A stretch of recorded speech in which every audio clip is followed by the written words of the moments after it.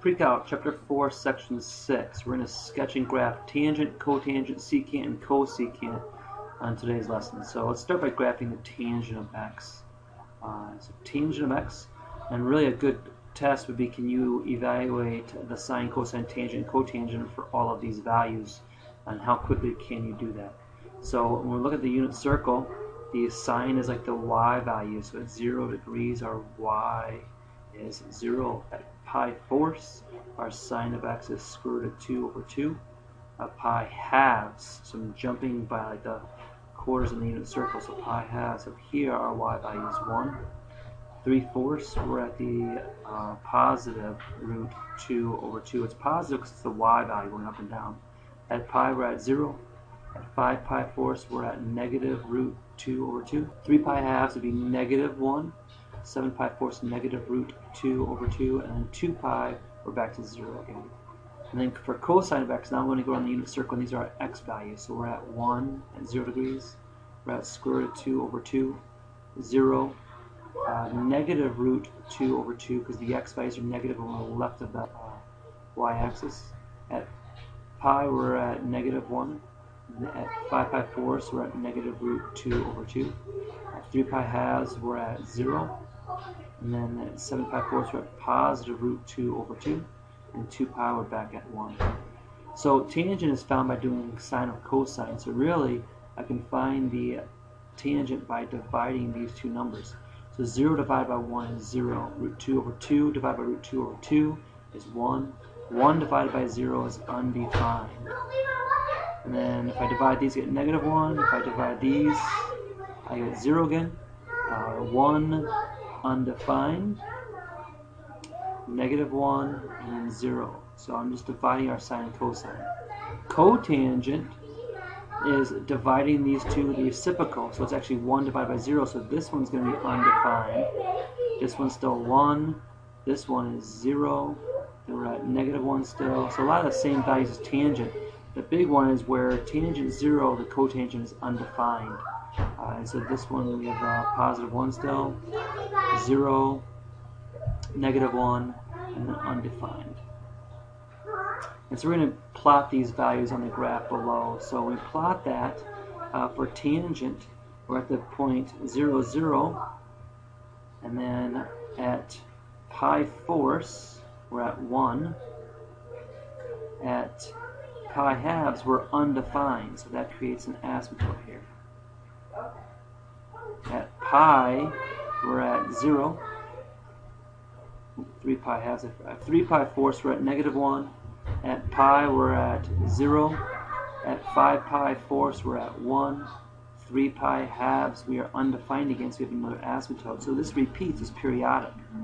And so if we go backwards here, this is going to be negative 1, and then an asymptote here, so you should see the pattern, how it repeats. So here's the curve of our tangent function. Tangent function has a cubic type curve to it, actually. And it hits these 3 points, but it's the cubic curve. And it repeats, it's periodic. It's a better drawing of the curve, but it's periodic. And so when I think about tangent, I still break it into quartiles. So I have my beginning is the asymptote, my end is the asymptote.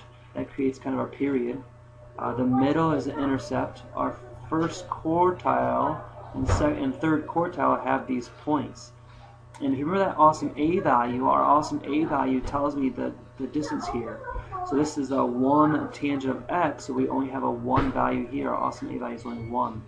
So some properties here of tangent of x. So for tangent, our asymptotes are always going to be at pi halves. This is for the parent function, plus or minus pi, and then times by as many pi's as you want. So pi halves is our asymptote, and if I subtract a pi, so we subtract pi from pi halves, we're at negative pi halves. So you see those are two asymptotes, and you can keep repeating that. Function for tangent could have all of the transformations. We still have that awesome A value, our changing, our moving up and down, our horizontal shrinking and stretching, and then our horizontal shifting if we factor out the B value.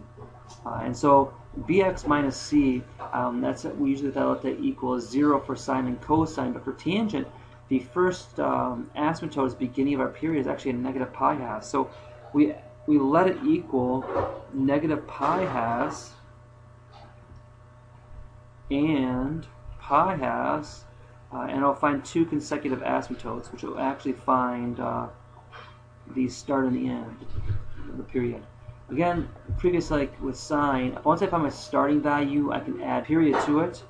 The midpoint between the two asymptotes is the intercept.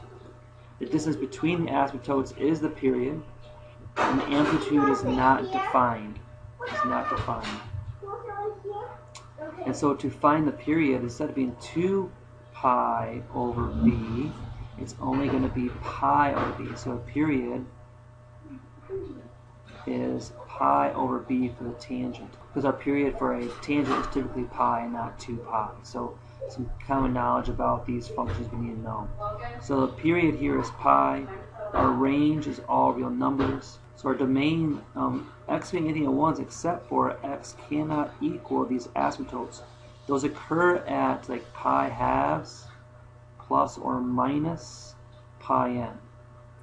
And so you can see that repeats, which those are also going to be the asymptotes. So pi halves plus or minus pi n are the asymptotes. So the domain is connected with these asymptotes. So these are kind of all the basic knowledge of tangents we need to know. So cotangent, very similar to tangent, but if we go back here and we look at the points we just had, they're very similar as tangent, except for wherever tangent is 0, cotangent is undefined. So where tangent was 0 here at the origin, our cotangent is actually going to be undefined to have the asymptote. And so it's kind of shifted a little bit. So we're actually going to have an asymptote here, and it's reverse. And then if we have 1, 2, 3, 4, we have another asymptote here. So a lot of times I'm making this, I like to split my graph into the force right away. So here's going to be my intercept. And then cotangent goes the opposite way. So I can have this be 1 and negative 1. So I took my beginning and my end, so this would be 0. This would still be our pi away. Our period is still pi. But instead of going from negative pi halves to pi halves, we're just going from 0 to pi. And then cotangent, let me show you on the table again, that we're undefined at pi force, we're positive 1, and then 0, then negative 1, and then undefined. And that's kind of the first period. So here's our graph of our cotangent. It still has that cubic shape to it, and then it repeats again. So we'd be up here at 1, and then 0, and then negative 1, and it keeps repeating. So that would be the graph of cotangent. For our reciprocals here, for our quotient rules, we know tangent is sine of x over cosine of x. Secant is 1 over cosine of x. Notice how those two both have the same denominator. For cotangent, it's cosine x over sine x, and cosecant is 1 over sine x. So these are our quotient rules, our reciprocal rules. And so the asymptotes of these two are the same. So it's where our asymptotes occur where our denominator equals 0. So if you think about where is cosine of x equal to 0. Now the unit circle, this is our x value, so this is up at pi halves. So this is the asymptote at pi halves plus or minus pi n would be the asymptotes. For sine of x, this occurs at 0 when sine of x is 0. So you can say 0 plus or minus pi n. So it would occur again at pi. So there where the asymptotes occur. So these have, the cosecant and cotangent have the same asymptotes, and then secant and tangent have the same asymptotes because they have the same denominator. You write them in that form. So we're going to graph the secant. Before we graph that, what usually helps students is to first graph its reciprocal cosecant, or cosine x.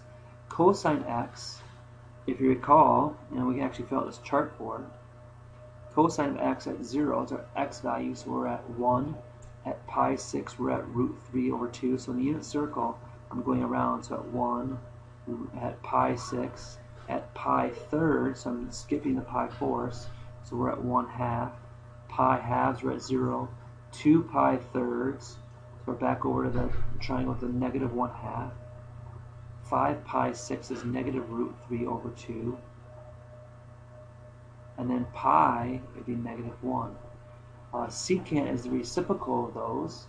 Reciprocal are 1 over cosine, so 1 over 1 would be 1, and then you can reflip it. So this is going to be like 2 over root 3, which if you rationalize that, so this one right here is 2 over root 3, but if we rationalize that, that's going to be equal to 2 over root 3 over 3. And so that's what we're going to write, 2 root 3 over 3. 1/2 becomes 2. Now the 0, when we do 1 over 0, we get undefined. And these are the asymptotes. Asymptotes where we see the pi halves. And we talked up here that we're at pi halves for the ones that have a cosine denominator. So this will be negative 2. This will be negative 2 root 3 over 3. And then this one's going to be negative 1. And so we can plot those. But let's first plot the cosine x. So I want you to see the relationship here.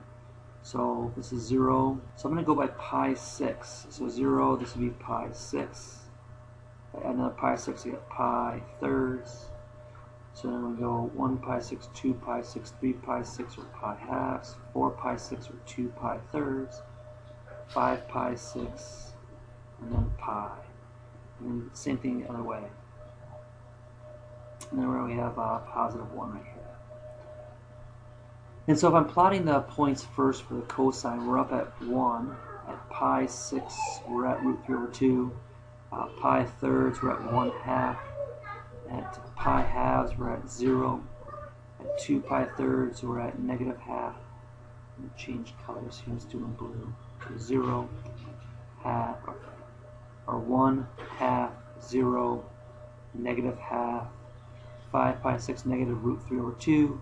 At pi, we're at negative 1. Notice I'm plotting the ones I can plot. And then repeats the other way around on the left side. So it's going to come back down.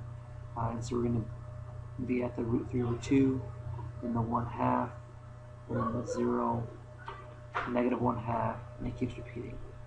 So let's go ahead and draw this.